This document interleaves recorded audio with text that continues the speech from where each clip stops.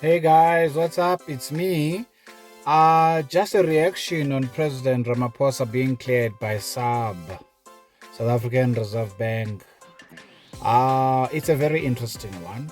Let's hear firstly the commentator from SABC, and then we'll take it from there.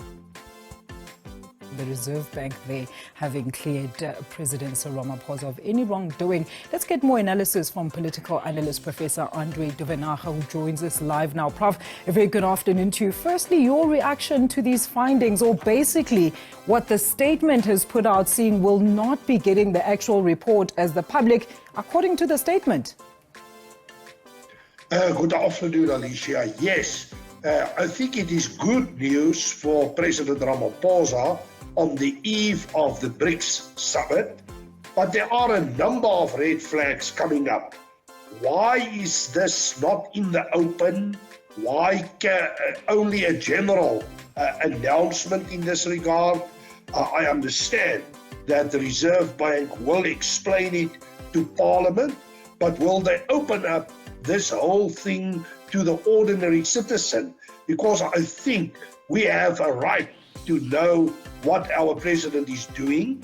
And personally, I would have liked to study the findings on basis of the report, because it is still a question to me, how can you accommodate such a lot of money and it's not a transgression of the Reserve Bank's rules? So there are a number of questions, but I think President Ramaphosa in a way is feeling a lot better.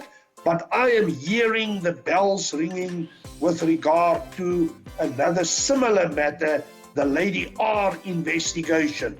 And I think these are reasons for concern. We are talking here about the securitization of the state in some ways. Look, Prof, I agree with the professor. I would have loved to have seen the report like we did with the Public Protector report.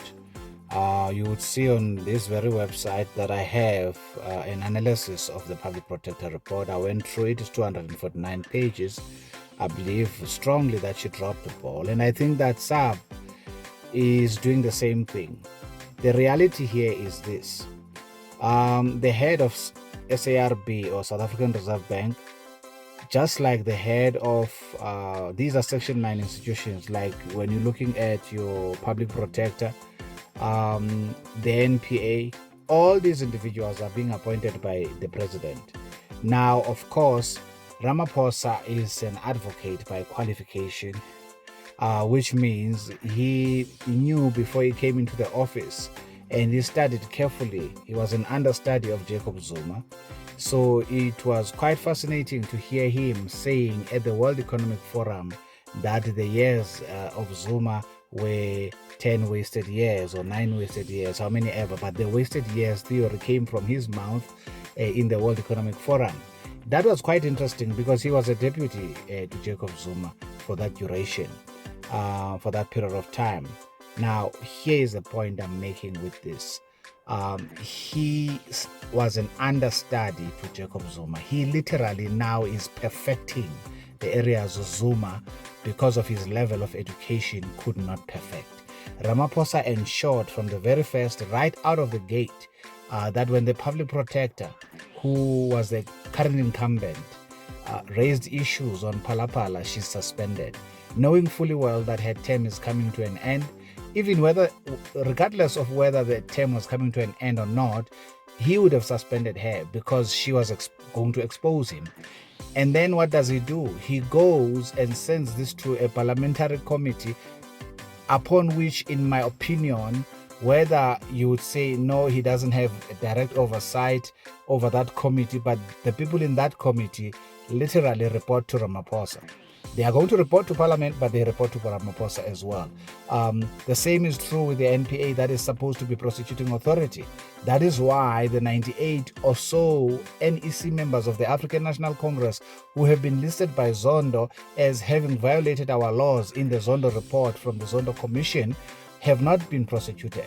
Why? Because Ramaphosa had said in a leaked audio, which many South Africans were very quick to forget, that he would protect the ANC over the country at any given point in time, right? And then the audio was out there, and some people say, no, he was misquoted. No, he was not misquoted.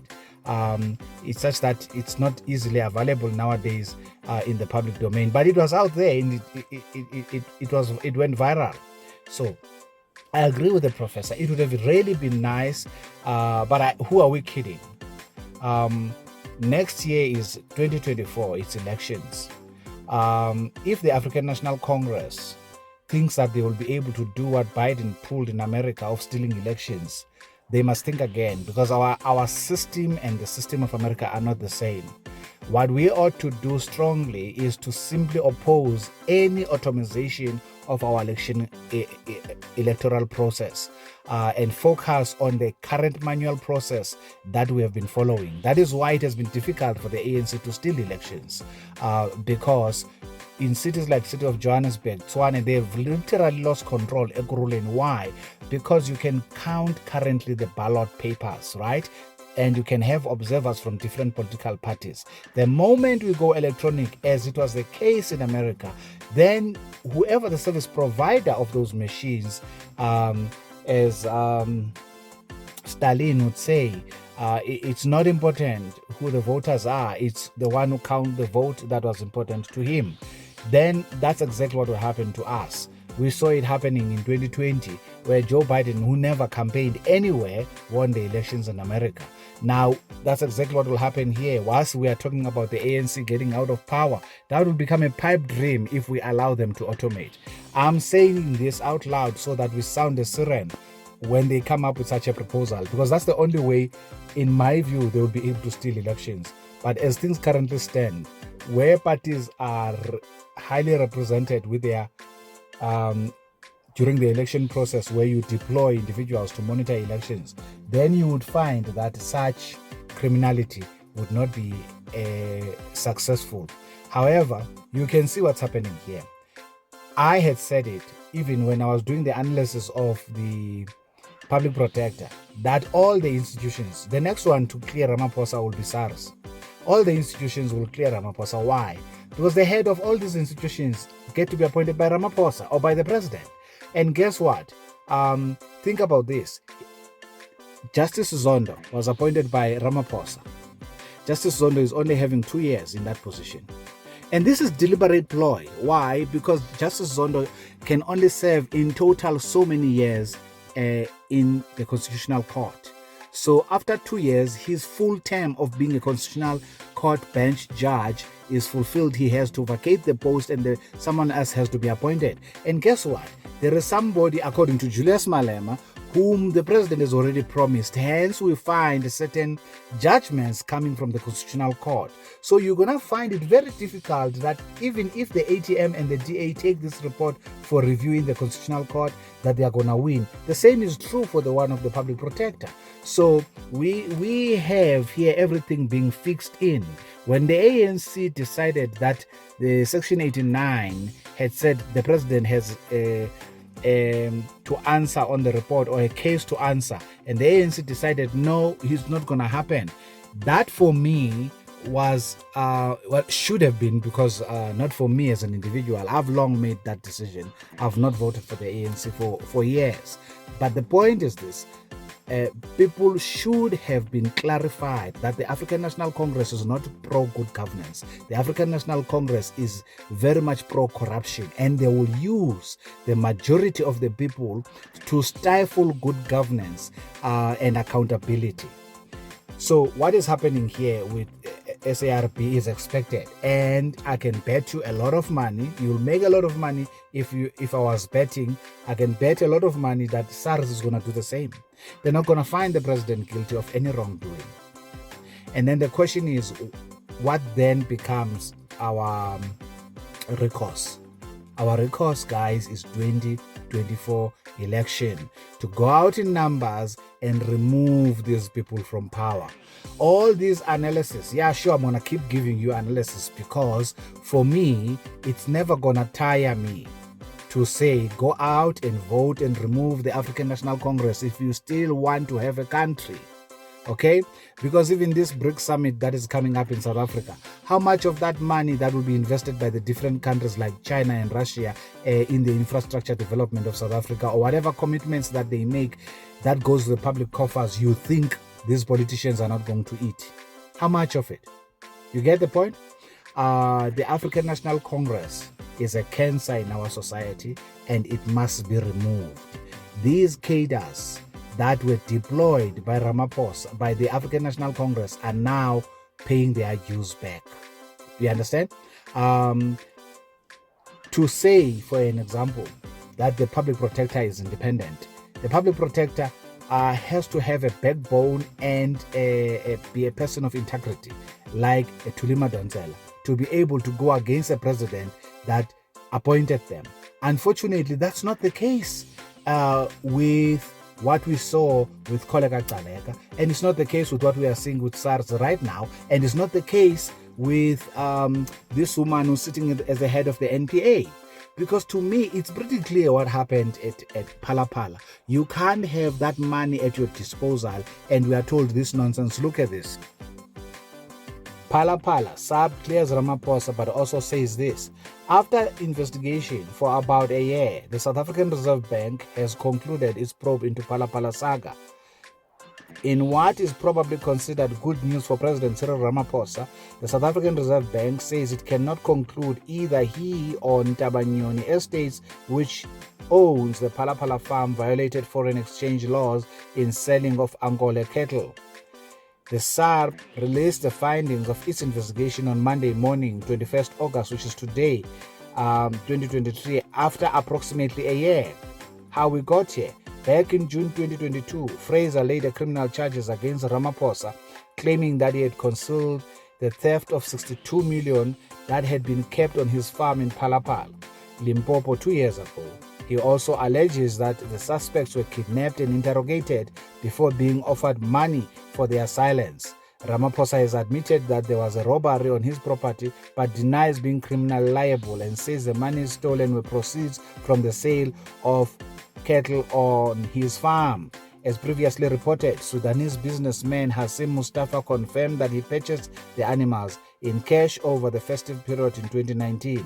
He told Sky News he was in Limpopo to celebrate Christmas and his wife's birthday and brought the cash through the airport because $580,000 is nothing for businessmen like him. In a statement, the SARB says that the transaction, meaning the sale of the Angola, was not perfected, as Mustafa never received the cattle he paid for. Now, this means there was no legal obligation for President Cyril Ramaphosa and Ntaba Nyoni to have declared the foreign currency under the exchange control regulations. Wait a minute. There was a contract here, and there was the reason why money exchanged hands. It's because there was an agreement, whether verbal or written, it's immaterial. There was a contract, the goods were identified, and then these are literally goods in transit. The fact that he never received them does not mean the sale did not take place. It's absolutely nonsensical to make this argument by SARS. On the facts available to it, by SARB, the SARB finds that there was no perfected transaction, and thus the SARB cannot conclude that there was any contravention of the exchange control regulations. My goodness, they are making a similar argument to that of the public protector. The transaction itself, by any standard, you can go to legal experts. This transaction was perfected. That means the transaction was complete. The only thing lagging here, if you, for an example, go to a shop, try this. You go to a shop and you go and purchase a vehicle or furniture that is going to be transported into your house. You identify the goods, you then pay them, and then you even pay for the transportation, but the transportation will take place a few days from there. They keep the goods at their premises. You can't go back 2 days later and say you don't want those goods after you've made the payment. Whether it's a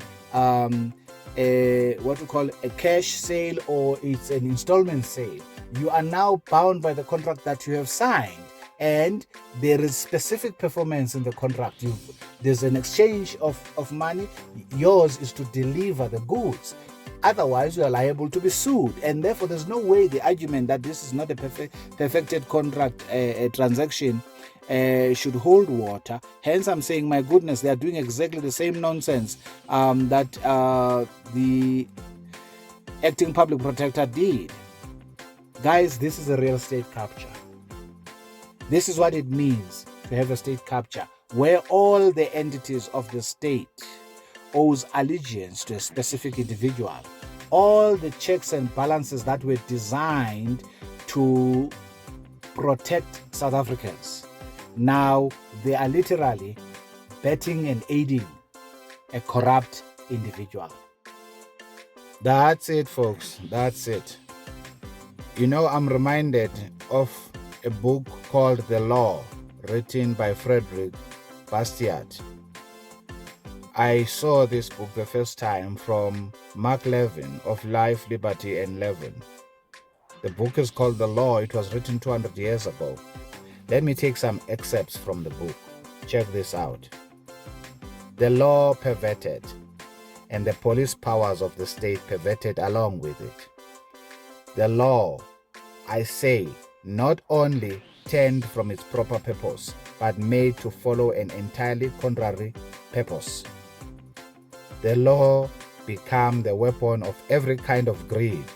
Instead of checking crime, the law itself guilty of the evils it's supposed to punish. Unfortunately, law by no means confines itself to its proper functions, and when it has exceeded its proper functions, it has not done so merely in some inconsequential and debatable matters.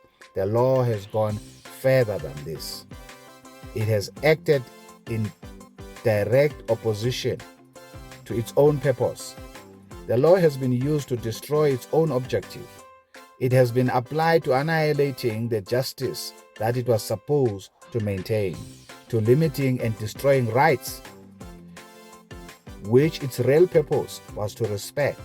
The law has placed the collective force at the disposal of the unscrupulous who wish, without risk, to exploit the person, liberty, and the property of others.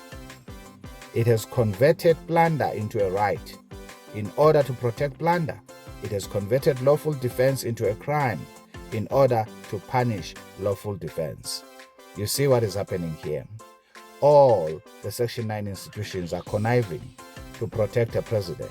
That is not the reason for their establishment.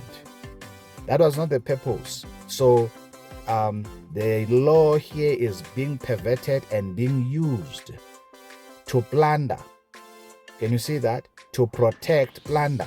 And it has converted lawful defense into a crime in order to punish lawful defense. We can even relate to a different video that I've done recently that talks about the whistleblower of SARB that came out, that was paraded in iron legs, going to court. For what? For blowing a whistle. Yet that person is protected under the Protected Disclosures Act 26 of 2000. I digress, but I'm simply pointing out to you what is happening under Cyril Ramaphosa. Our constitutional rights for 2 years were suspended, yet the Constitution knows nothing about suspending of the Constitution itself in case of emergency. The Constitution says in paragraph 2, this Constitution is the supreme law of the Republic. Law or action contrary to it shall be null and void. People were locked in their homes in a constitutional democracy against the Constitution. There is no law that allows people to be made prisoners because there is a pandemic in South Africa. This is a constitutional democracy. Cyril has violated the laws in the name of trying to protect people. Now, there is a president who obviously may not be popular in South Africa, but is very popular in America. His name is Ronald Reagan. Ronald Reagan says you need to be very careful of people who come to your house and knock at your door and say, we are from government and we are here to help you. You need to be very, very careful of such people. You need to be very careful when government is doing anything in the name of protecting you. You need to be very, very careful of that, because that normally results in what we see under Mao Zedong in China, where more than 40 million Chinese were killed. It normally results into what we saw with Stalin in Russia, where more than 20 million Russians were killed, right? It normally results in what we saw with Hitler in Germany, where more than 6 million Jews were killed, 2.5 million black people were killed, and so on and so forth. This is what happens when the law is perverted. This train of the African National Congress is practicing lawlessness. They are protecting Cyril Ramaphosa in all fronts. They went to Parliament. They established a Section 9 committee, Section 89. They then went by reason of vote, they even threatened some of their comrades. Remember Nkosazana Zuma, who voted against the view that Cyril shouldn't answer to the Section 89. Nkosazana Zuma was just an exception, and there's few other exceptions, but you can count them in one hand. And subsequently, such individuals have been ostracized in the African National Congress. Others have even lost their jobs. That's exactly what the message that Cyril is sending here. It doesn't matter who you are, says Cyril. Of course, he says this without saying it. He demonstrates it by action. It doesn't matter who you are. I will suspend you. I will frustrate you. I will use the law and all its apparatus, because the people who are in strategic decision making, as far as judiciary is concerned, as far as National Prosecuting Authority is concerned, as far as SARS is concerned, as far as SARB is concerned, as far as the public protector is concerned, all these individuals have their own allegiance to me. They owe allegiance to me. They are thankful that I appointed them, and those who are there who have not been appointed by me, I've shown them a very good example what happens to those who do not toe the line by suspending the public protector and trying to ruin her career and dragging her name in the mud. Can you see that? Unfortunately, Cyril, the ANC could not have done this by themselves. When it comes to the public protector, they had help from the Democratic Alliance, who are now quiet. Look at all of this. So basically right now, the completion of the state capture of the apparatuses of the state has been complete, thanks to the African National Congress with its partners, the DA, who assisted them in removing the public protector in what seemed to be a just act, which then led to where we are right now. All different Section 9 institutions are completely toothless right now. Of course, it brings about a question whether or not shouldn't we consider changing the oversight of these different entities. Why do we need a public protector if the president can remove the public protector? Why do we need a SARB if the president must appoint that person? The independence and the objectivity, therefore, of these entities is questionable. They are not independent if they depend on the president to be appointed, because then that means they can do the president favors. And truth of the matter is, the first thing people do when they are confronted, I'm talking about unethical people, do when they are confronted with things of this nature, they will never ever find Ramaphosa guilty. They will instead vindicate him. That's what is happening here. I wouldn't be shocked if SARS comes with their own report and saying the same thing. This is pathetic. It's really pathetic. And I hope everyone who understands how economics work in South Africa can now see why our economy is still going to not grow, and why we are going to have more than 52%, more than 50%, because right now we're sitting at 42% of unemployment. It's precisely because of practices like this. Ramaphosa cannot be above the law. He has even failed in his job for that matter. Why is he being allowed to practice lawlessness? Why are you allowing him to practice lawlessness? Now you may say you don't. Well, next year is elections. That's your opportunity to remove them from power by your vote. Okay, guys, that's my view. The ANC has to be removed from power. They are a clear and present danger to our country's progress. Okay, well, that's it for now. like the video. If you have not yet subscribed, please do, and share the video with as many people as possible. We have a country to save.